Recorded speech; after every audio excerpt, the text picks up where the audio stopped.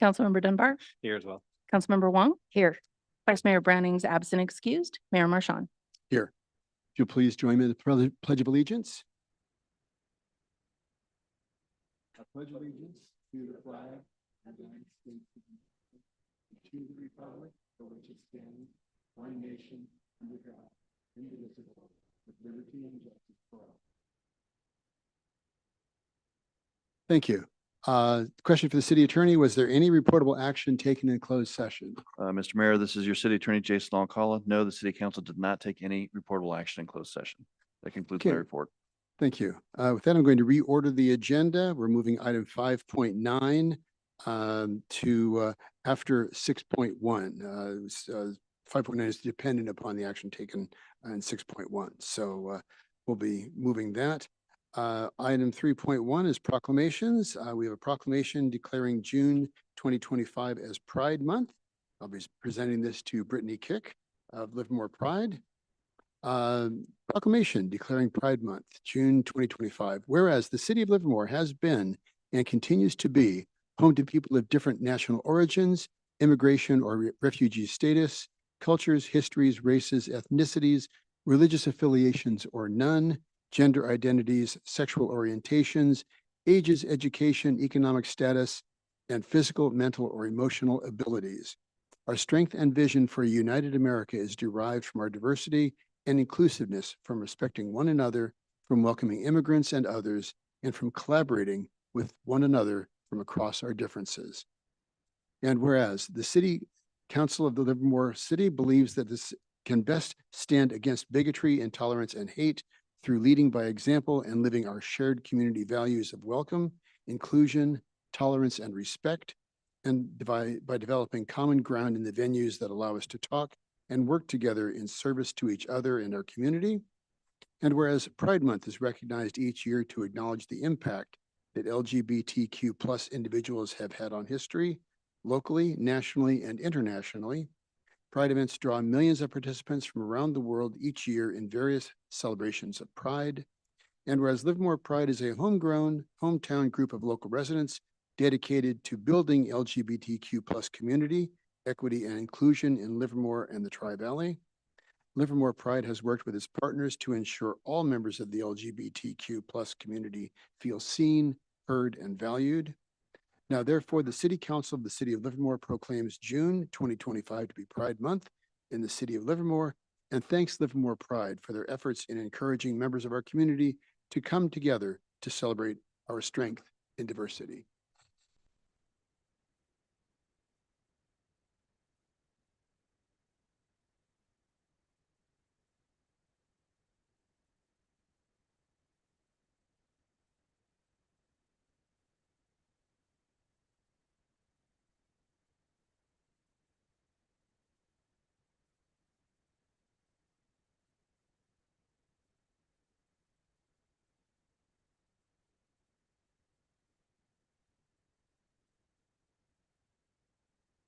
It's nice to be here on the other side. I just wanted to say thank you for the proclamation and thank you for raising the flag as we have ever since 2019. I manage our Livermore Pride social page, and every June I get so many DMs and messages about how much it means to them to fly, to see the flag flying. We're actually, City of Livermore is featured in other businesses because people were asking, where can I film something that has a pride flag hanging? So there have been people outside of City Hall filming for other things. So thanks for being that like beacon of visibility. I want to make sure everyone has set their calendars for October 18th. It will be our 6th annual Pride celebration in downtown. And as mentioned in our proclamation, we have been working with community partners for the past 6 years. And there's 2 kind of new community partners that have shown up on the scene, and I just wanted to bring attention to them. One is a hopefully new board game cafe called Roll for Inclusion, and they are focused on building inclusive spaces and using board games to spread all of the messages that we have here. It's a queer-owned business that will be working with students with disabilities and using board games to kind of bridge that gap. And then the Gender Euphoria Society is another nonprofit that is working to make hair more inclusive and provide training and tools and opportunities for people to use hair as a way to express themselves freely. And so it's really cool to see that there's so much room for inclusion and diversity in our community. And it makes me proud when they reach out and say that I know Livermore will be on board with this and ask for us to make introductions because they know that the city council and the rest of our departments will be more than happy to participate in creating a better environment for all. So thank you for all you do, and I hope to see you in October. Very good. Thank you very much. We're moving on to 4.0. This is the open forum. The city clerk will inform you how you can participate. Thank you, Mayor. The City Council's agenda provides opportunities for the public to participate in the meeting by addressing the City Council in the following ways. For non-agendized items, the public has the opportunity during open forum to address the City Council on any item of interest that is within the City Council's subject matter jurisdiction. For agendized items, the public can address the City Council on each item of business it considers when the mayor opens public comment and should be focused on that particular item. Please note, a speaker is not required to answer any questions from the City Council, and the City Council is not required to answer questions from the public. However, the mayor has the discretion to ask staff to address the speaker's comments when a council member believes it is relevant to a particular business item. When participating in tonight's meeting, one comment may be given per person per item. For consent calendar items, one comment may be given for all items on the consent calendar. If consent calendar items are pulled for discussion by the City Council, a speaker will be allowed one comment for each item pulled for discussion and a separate comment for the remaining consent calendar. To provide comment, please fill out and turn in a speaker card found at the entrance of the City Council chamber. Speakers will be announced in the order received. Once public comment opens, each participant's name will be announced and their 3 minutes will begin once at the lectern. The mayor will announce the conclusion of public comment period after comments have been voiced into the record. Thank you, Mayor. Okay. Do we have anyone who wishes to speak at open forum? Yes, sir, we do.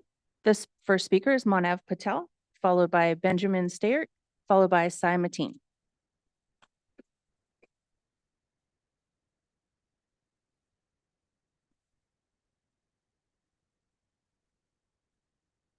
Hello, Mayor and City Council. Today I wanted to speak on an area that is near our neighborhood on Pine and Rincon Street. If you know, this is the Livermore Center, which is behind the AM/PM gas station and right near Maynisson Park. The reason why I wanted to speak on this matter today is something that happened recently where I was parking at night and there is not a lot of light or not a lot of wait. There's not a lot to see in that area. And I was almost hit by a car. And I wanted to ask it to see if the city can explore some ways to kind of not only relight that area, but also think about ways to redevelop that area too. I've noticed that most of the businesses have gone vacant or they're basically non-existent. So I hope City Council can do something to kind of revitalize that area and turn it into a more welcoming and more safe area in our neighborhood in Livermore. And I thank you for your time, and I hope we can do something to fix this. Thank you. Thank you. The next speaker is Benjamin Stayert, followed by Sai Mateen.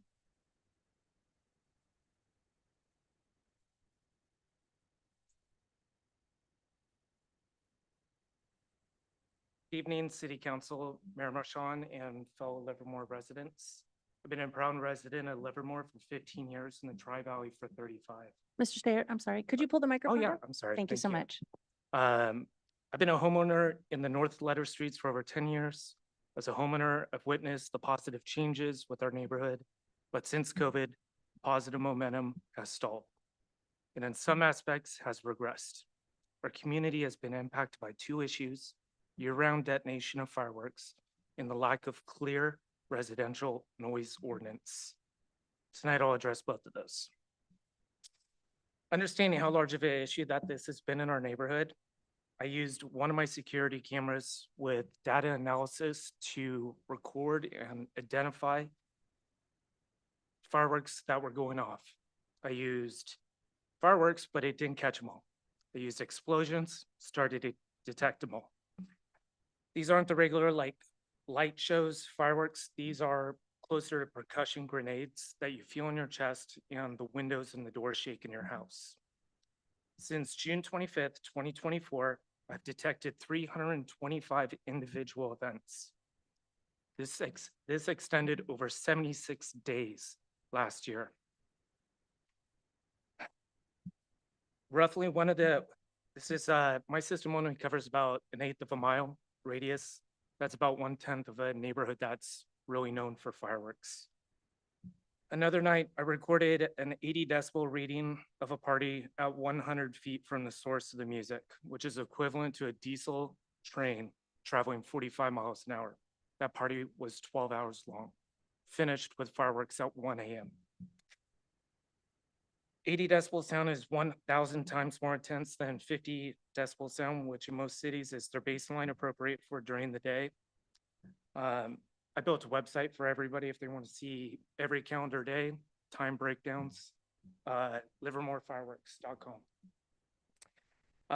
Safety concerns, had a resident, firework went into their bedroom of their infant, scared the parents, the kid was okay.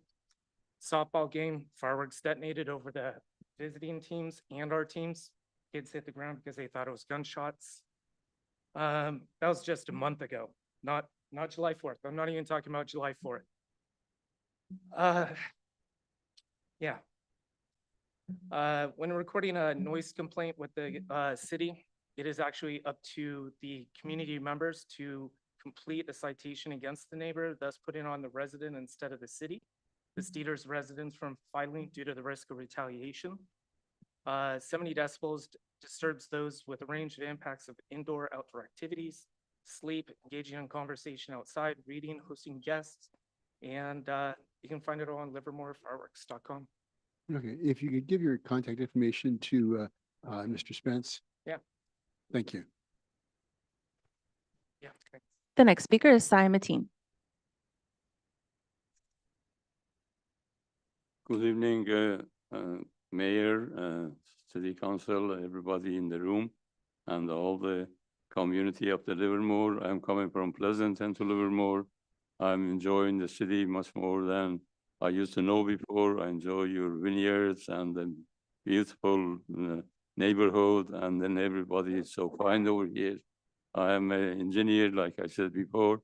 I'm coming to education. I love your school district, and I really love your library, and I'm really thankful for everything that you have done and dedication of this community that put together the finances to build all these facilities, including the library, which really I have been using your library in the past 20 years, which I lived in Pleasanton. And that being said, also I'm from Iran, the country of Israel and United States at this point. They are really trying to get rid of the terrorist governments over there, which they have taken the country, and in the whole country, 87 million people hostage, and they took American embassy, they kept them American people from the embassy for 444 days, which is shameful. And now in the public, in the media is kind of trying to show that they are fighting with the people of Iran. Israel and the United States is not fighting with the people of Iran. They're fighting with the terrorists that they have taken control of Iran. So I'm hoping that somehow the media pay attention to this and not to say Iran, to say that the terrorist people of over there that they are running the country. And we are fighting with them, not with the people of Iran. People of Iran always have been in love with the United States. In fact, a great example of it is that the United States has been so good with Iran in the past 100 or 150 years that when after World War II, Russia, which was USSR at the time, they took control of a big portion of Iran, which is Azerbaijan, which I am from. And it was President Truman that pushed them out of that area by threatening them that if they don't do it, then United States will take over the East Germany, which they had taken over after the war. So people of Iran always love United States. When I came here to get a PhD. And at that time, there was $5 billion Shah of Iran put together to modernize Iran's telecommunication. And I came here and I'm really enjoying the country and then happy to be American. So that's all I have to say. Thank you very much. Thank you. That concludes open forum. Okay, with that, I'm going to close the open forum. Bring it back to, was there anybody that wished to, I'm sorry, on the consent calendar? Yes, these are typically items that are voted on in a single action. Is there anyone who wishes to pull any item for consent for discussion? Seeing none, is there anyone that wishes to speak on the consent calendar? Not on items 1 through 8. No. Okay, but we've pulled 5.9 until after 6.1. Okay. All right then. So in that case, I will take a motion for the consent calendar after, with the exception of 5.9, 5.1 through 5.8. I'll move approval. I'll second. Okay, motion made by Councilmember Dunbar, seconded by Councilmember Wong. Any discussion on the motion? All in favor? Aye. Any opposed? It passed unanimously. Okay, moving on to 6.1. Honorable Mayor Marchand and members of the City Council, this is your City Manager, Mariana Birch. Your first public hearing tonight, item 6.1, is going to be presented by Amy Walker, Management Analyst in the Community Development Department, Human Services Section. Thank you.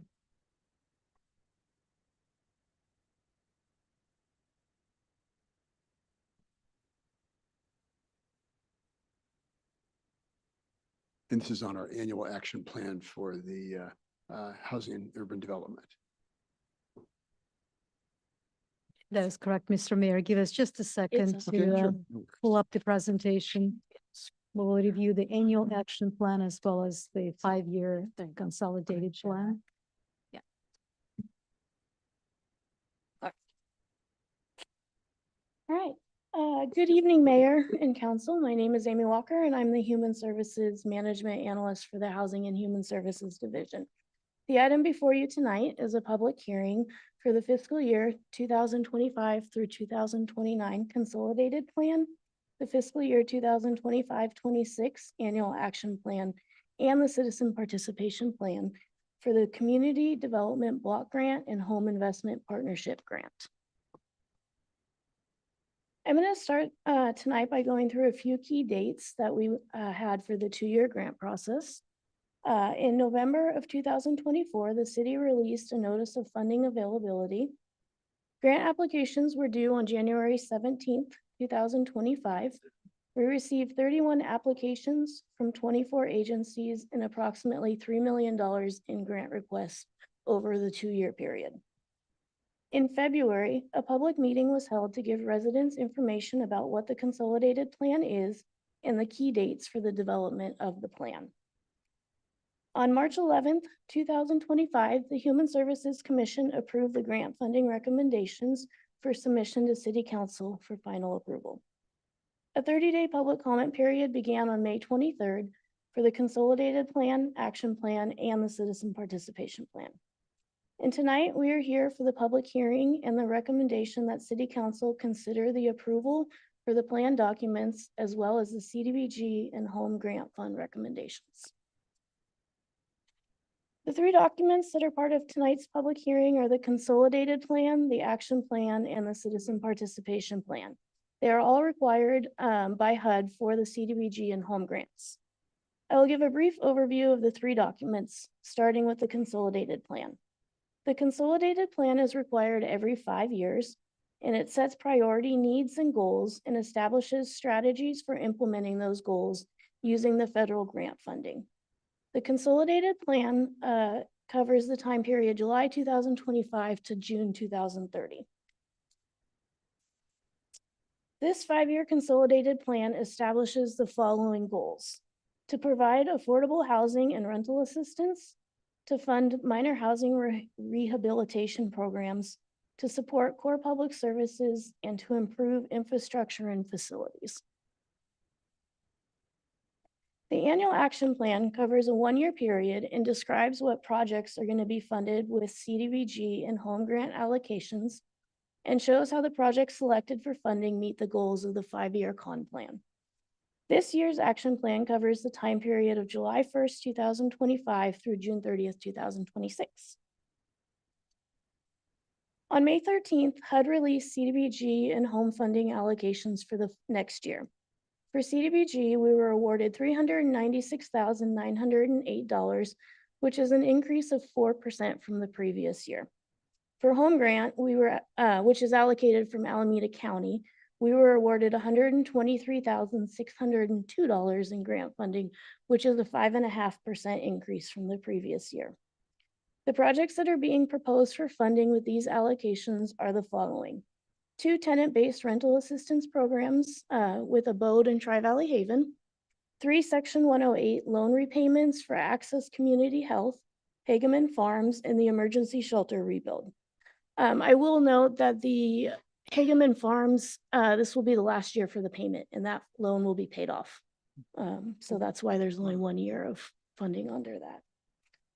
One public service project for Spectrum Meals on Wheels, and then any administration costs for the staff time to administer the grants.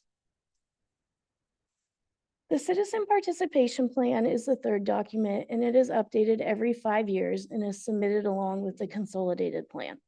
The participation plan outlines the public process for residents to be involved in the development of the federal grant documents, and it sets timelines as well as public comment periods and public hearing procedures. Staff updated the citizen participation plan to ensure that the information and the requirements are relevant and current. So tonight, the Human Services Commission and staff are recommending City Council adopt a resolution approving the fiscal year 2025 through 2029 consolidated plan, the fiscal year 25-26 annual action plan, and the citizen participation plan for submission to Alameda County and HUD.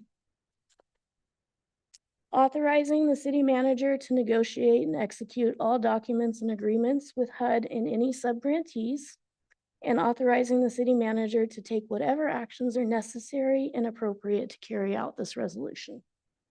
At the conclusion of this public hearing, consent item 5.9, allocation and appropriation of fiscal year 25 through 27 grant recommendations should be considered for approval. That is the end of the presentation. Are there any questions? Thank you. Do we have any public comment? No public comments been received. Okay, in that case, I'm going to close the public hearing. Are there any questions from the council? I understand that Meals on Wheels was getting a big federal cut. Is that still being cut, the 100,000? There are other funding sources from the federal government I am unsure of. For us, we were awarded money, so we were able to award them their grant. We have Meals on Wheels in the house tonight, so I'm sure they'll be able to answer that during public comment. Okay. Quick question. So there's never enough money. We understand. How many people benefit from the different programs that CBDG funds are used for? I know for the overall grant program, it's over 5,000 people. So that's all of our funding sources. Right. But that's the number I recall. It was in the thousands of people. Yeah, that that's benefit. Yeah. And with, I know our Human Services Department or Human Services Commission takes these grants and weighs this out, but there's never enough money. But the question comes down to whether you can provide enough money to make a difference. And they do a tremendous job of that. And working with our nonprofit partners in the community, we are benefiting thousands of people that live in our community with these CBDG dollars. Yes. So that is remarkable that these are people that depend on this. And I'm very proud of the work that we're doing here with our partners. But these are thousands of people that live in our community. So with that, Councilor Dunbar. I just wanted to note on that thread that we know from prior experiences and prior information that we've got from our reports back that keeping people in the house is much more effective than trying to rehome them, especially a few weeks after they've lost their home. Well, when you figure so- first and last month's rent and deposit, you're talking $10,000. So And if you can keep them in there for a few hundred, Yeah. it's absolutely money well spent. to your point, effective use of the funds and making a difference with what we've got. Great. Okay, thank you. So with that, the public hearing is closed. Is there a motion? Moved by Councilmember Barrientos. Is there a second? I'll second. Seconded by Councilmember Wong. Any discussion on the motion? All in favor? Aye. Aye. Any opposition? Abstention? It passed unanimously. Moving on to consent item number 5.9. This is the resolution authorizing the allocation and appropriation of the CDBG and Home Investment Partnership Grant Funds. So with that, we do have public comment on this. Yes, sir. I'll open the public hearing for that. Thank you. The first speaker is Marty Sutton, followed by Laura Calvert.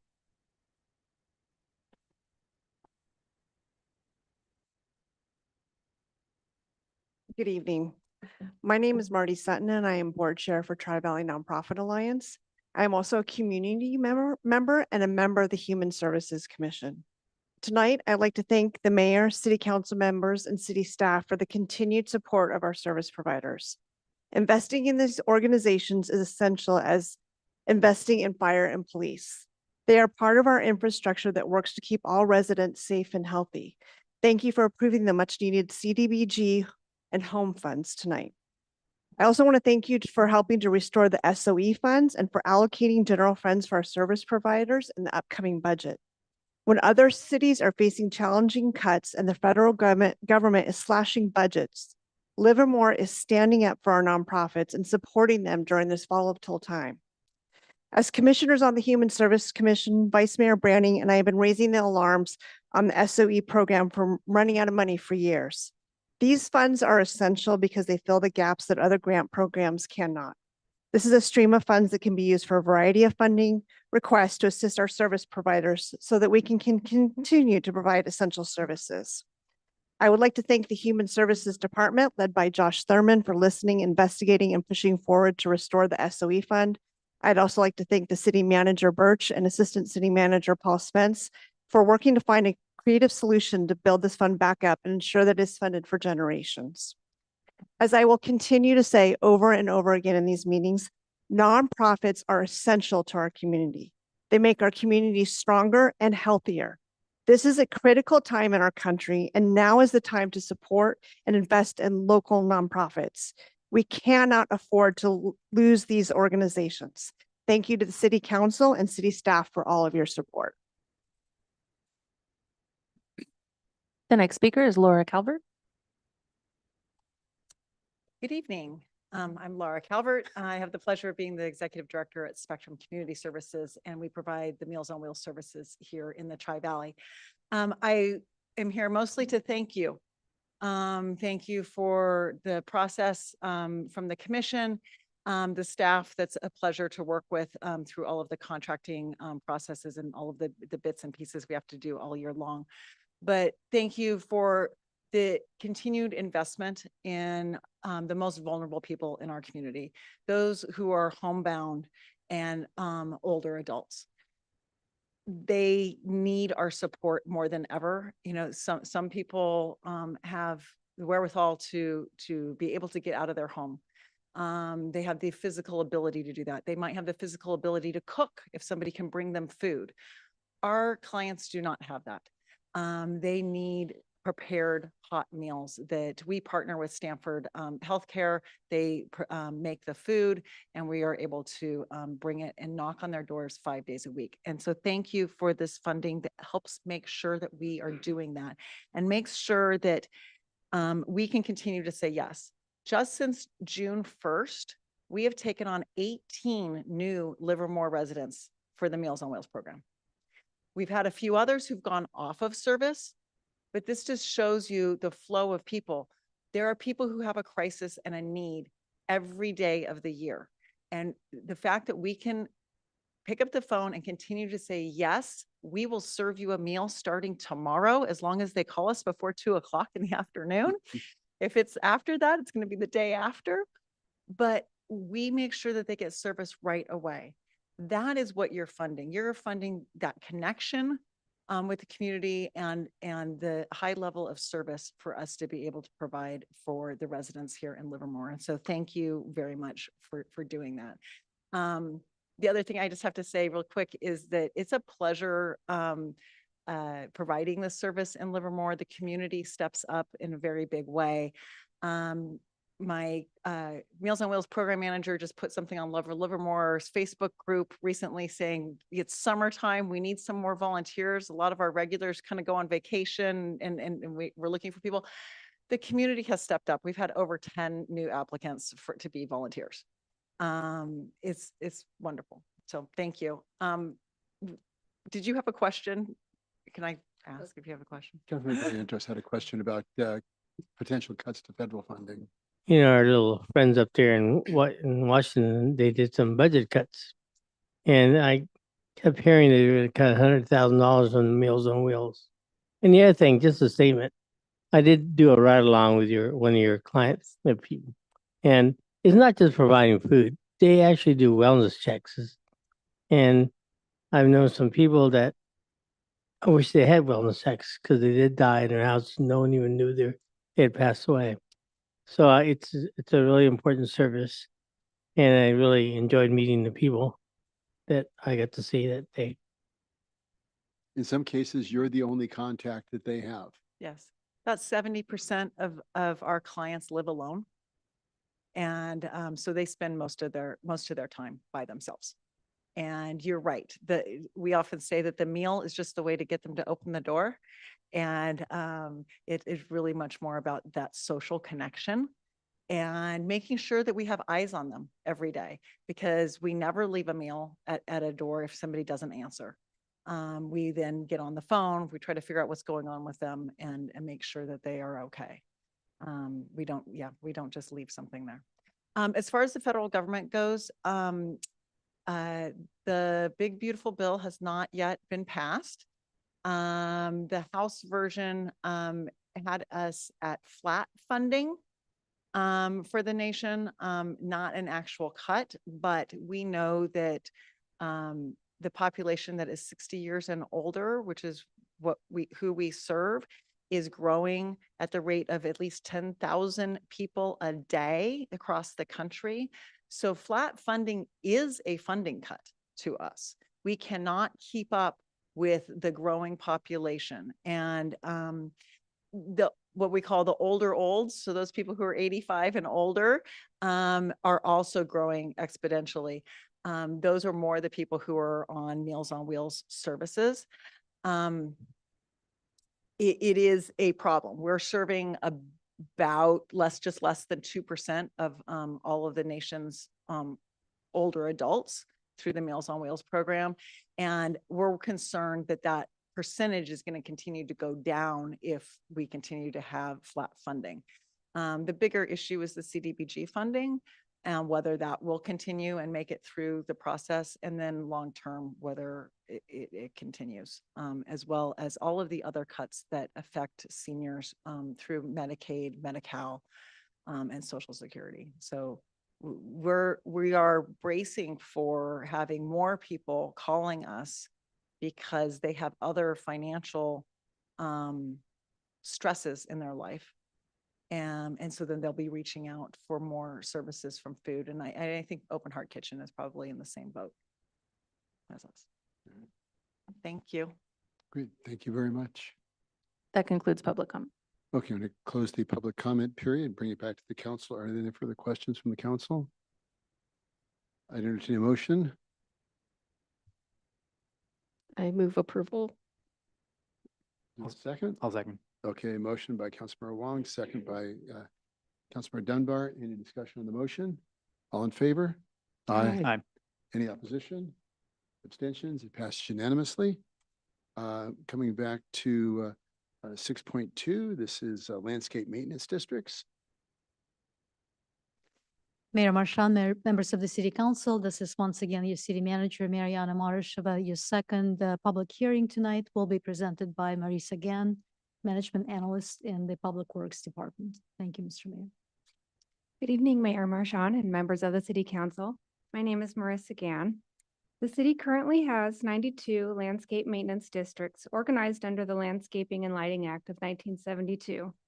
The costs for maintaining the districts must be fully covered by the assessments received by each district.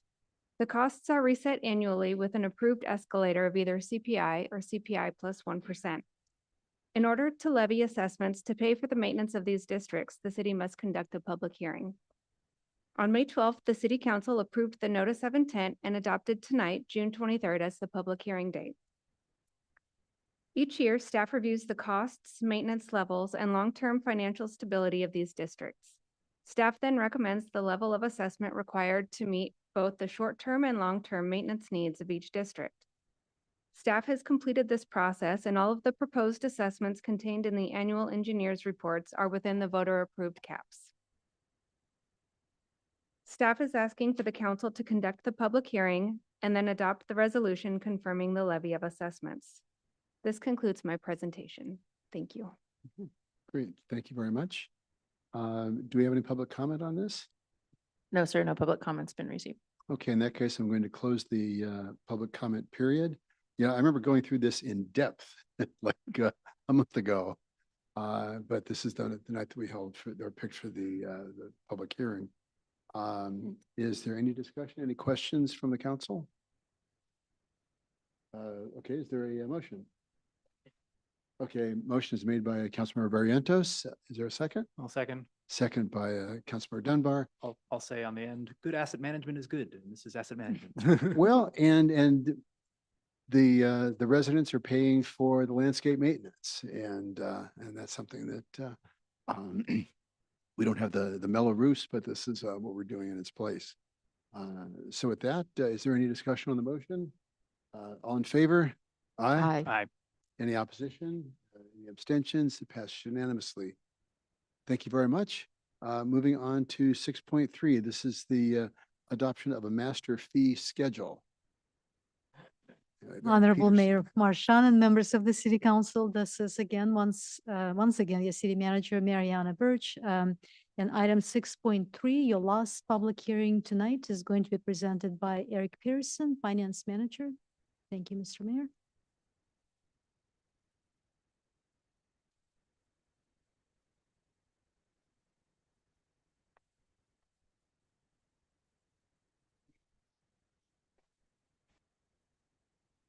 Eric?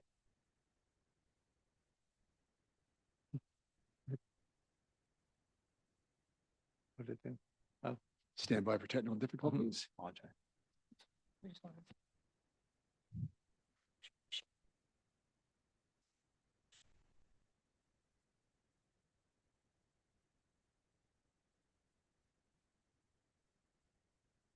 Okay, we'll try this again. Good evening, Mayor and City Council. I'm Eric Peterson, your Finance Manager. Tonight, I'm presenting the city's fiscal year 25-26 master fee schedule. The master fee schedule is a single document where all fees for city services and activities are located. Most fees are adjusted by CPI. This year, it's 2.7%. The schedule does not include development impact fees, landscape maintenance district assessments, or franchise fees. It's a best practice to annually review and update the master fee schedule. These fees are intended to recover the actual cost of providing service that were established through a formal study and reviewed annually. The master fee schedule includes fees previously approved by council and deletes fees no longer being used and or not applicable. Tonight, I'm focusing on the proposed new and modified fees. Staff is proposing to add several new or modified fees to the fee schedule. The first fee before you is the technology fee. This existing fee is increasing from 2% to 5% due to the sharp increase in software licensing costs and user fees essential for maintaining and enhancing the city's digital permitting infrastructure. This increase remains competitive with other nearby jurisdictions. The city of Pleasanton charges 5%, and the city of San Leandro and Hayward both charge 6%. The second fee is the swimming pool demolition fee. This fee is now separated from other demolition fees. However, it is the same cost. The next group of fees are in the Public Works Water Resources section. The construction meter deposit for a 3-inch potable meter is increasing to $3,200. This increase is necessary to cover the cost of a backflow device now required per state regulation to be attached to the meter upon connection to any potable water hydrant. This new state regulation under the Department of Water Resources Cross Connection Control Plan goes in effect July 1st of 2025. The fourth fee is for meter testing. This fee, related to the new backflow requirement in the Cross Connection Control Plan, covers the cost of 1 hour of a water distribution operator two's time to mount the backflow device to the hydrant meter and backflow test it before its use on a construction site. The fifth fee is the wastewater discharge permit. Wastewater staff issued temporary permits in the past. However, the fee has not been part of the master fee schedule or previous sewer rate ordinances. It is based on 5.5 hours of an inspector's time to review the permit application, conduct an initial inspection, and issue the permit. 1 hour of active vehicle use is also included. The sixth fee is a violation follow-up fee. This fee covers the cost of follow-up inspections on any wastewater discharge violation. The fee is based on 6.5 hours of an inspector's time and 1 hour of active vehicle use. Some additional cleanup changes to the master fee schedule include adding existing fees currently charged by the police department, as well as removing some old fees previously charged by Water Resources that are no longer applicable. Staff recommends the City Council conduct a public hearing and adopt the resolution approving the city's master fee schedule, incorporating certain fee changes and superseding Resolution 2024-105. Thank you. That concludes my presentation. Okay, thank you. Do we have any public comments on this? No, sir. No comments been received. Okay, in that case, I'm going to close the public comment period. Are there any questions from the council? I have a couple comments regarding the 3% or the 3-inch construction potable meter and the backflow device. I actually recall a situation where I was working and they had a construction meter set up without a backflow preventer and actually sucked ditch water into the distribution system. And we ended up having to chlorinate the entire distribution system, flush it, and it was a nightmare. And it was over the course of hours to remedy that. So very well worth it. I certainly appreciate that. Backflow and testing fees also very important. Yeah. Couple of questions regarding tiered water rates. I recall that the courts ruled that tiered water rates were not appropriate, that you couldn't have tiered water rates. And I see that we still have those. Mr. Mayor, I'll go ahead and defer to Carl Brown, our Public Works Director.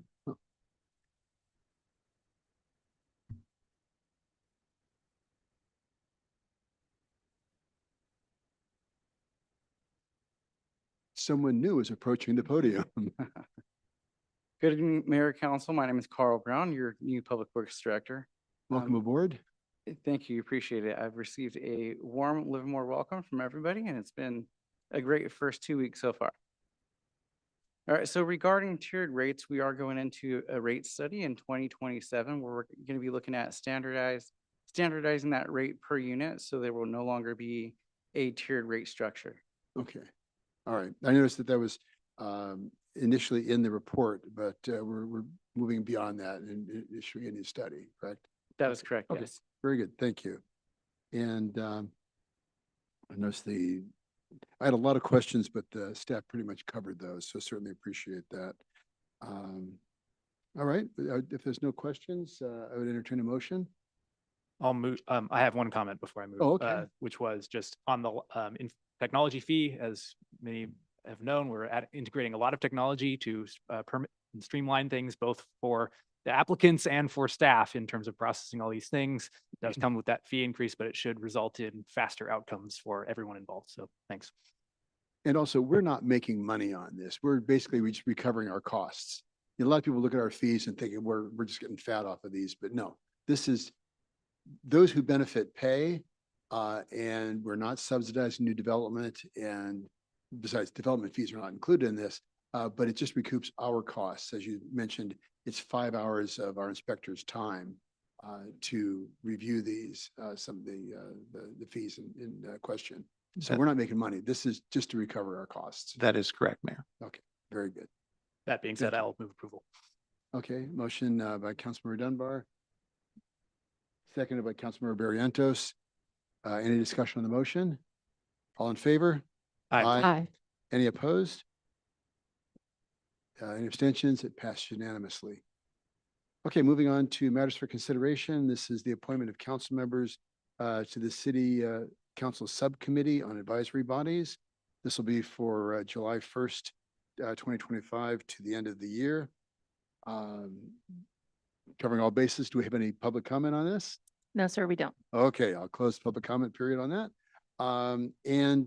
Going through the process on this, recognizing that I have been on this for the last 6 months, and along with Councilmember Vice Mayor Branning, in order to keep the rotation together, we always like to have one person that's had a little more experience with someone with not as much.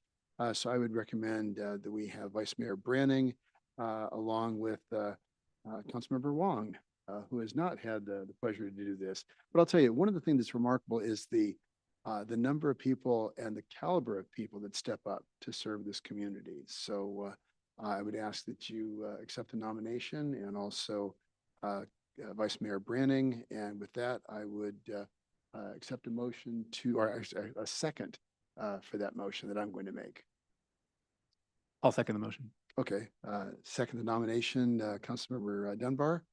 Any discussion on that? Okay, all in favor? Aye. Aye. Any opposed? Good thing. And no abstentions, so that passes unanimously. Okay, moving on to matters initiated and Councilmember report out. Councilmember Barrientos. Ian, lead off on that. I'd like to add too, that I did attend the Juneteenth celebration. Ran to Christy Wang down there. It was interesting, and got to meet some few people down there. And I also did go to the Livermore Teen Academy graduation just a while ago. All right, very good. Councilmember Dunbar. I forgot, but I will also call out the Pacific Avenue groundbreaking. For whatever reason, I didn't have it in my in the right calendar, but we did a groundbreaking down to Pacific Avenue last week. For those who didn't see it, and it was lovely. Councilmember Wong. And I will just add to that, what I call rodeo week. We had many events and exciting activities. We got a behind the scenes tour of the rodeo, which is very cool. And again, the 107th anniversary of the world's fastest rodeo, which has now been inducted into the Pro Rodeo Hall of Fame. The interfaith housing, There were 10 different funding sources, and it's taken over 8 years to assemble all of that. So affordable housing for our seniors is not easy. But as demonstrated by the commitment for the folks that are up here, this is important to our community, and that's why we work so hard to bring in projects like interfaith housing. And with that, seeing no further business before the council, we are adjourned. Thank you all.